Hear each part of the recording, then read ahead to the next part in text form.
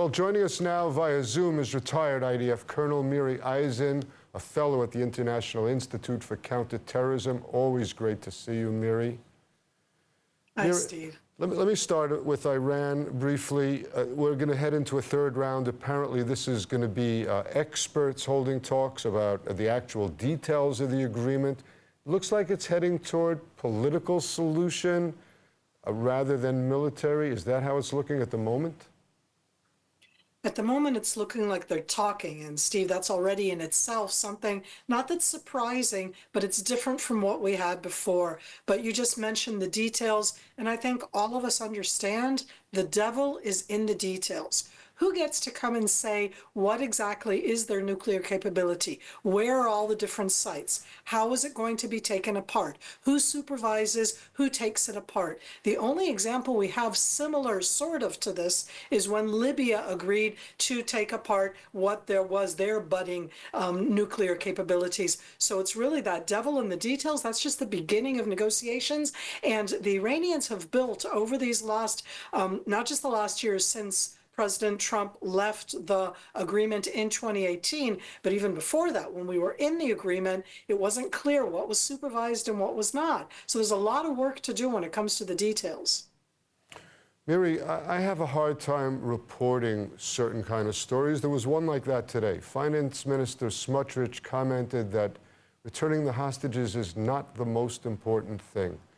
Is it not? I know for the 59 families and opinion polls show a vast swath of public think it is the most important thing. How do we jive those kind of comments with the public's views? I think that there's a gap. It's not a growing gap. I think it's been there for quite a long time between some of the people inside the government, and I am going to say some of them. It isn't all of them. At least in this case, one of the ministers in the government called out Minister Smotrich. A gap is something that we can be aware of. Steve, you and I have been through this, and here we are, a year and a half, almost a year and 7 months into this specific war, into the over 565 days that these hostages have been held by the Hamas in the Gaza Strip. And I want to say, I think that getting all of the hostages back is the most important thing. I also think that trying as much as possible to destroy as much as Hamas as we can, because nobody else is going to do it, and all of us want to avoid another October 7th, is important. Personally, to me, it's more important to get the hostages back. I think that's more important for the state of Israel. But I can understand, even if I don't agree, an opinion, and it's an opinion, that says that it's not the most important thing. I completely disagree with that. But as I said, I know that at the end it is very important to destroy Hamas capabilities. Miri, I want to ask you about a story that I wrote today, and I didn't believe it even as I was writing it. It was a report about Hamas reportedly willing to give up governance and hand over their weapons to be stored away in closets for a rainy day. A spin?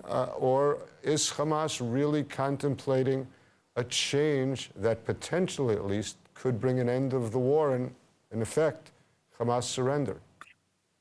So when you wrote that, one of the things that we have to look at is who is saying that.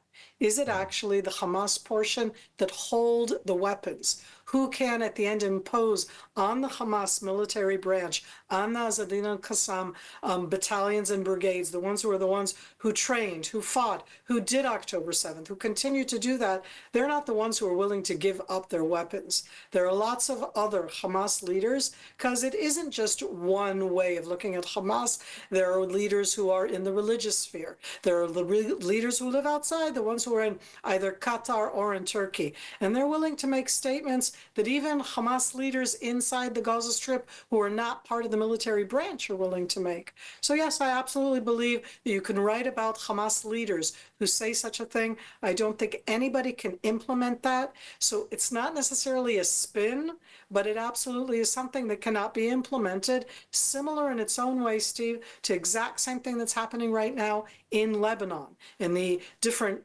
talks there also about taking Hezbollah's capabilities away. And on the one hand, you hear Lebanese saying that, and on the other hand, you have Hezbollah saying not going to happen. So I look at both of them and say nobody is going to disarm Hamas Sadly, I don't think anybody will disarm Hezbollah except for one place, and that's at the end. The Israeli Defense Forces, the IDF, and even we cannot disarm them completely.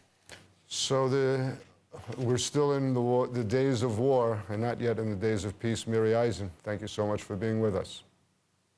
Thank you, Steve.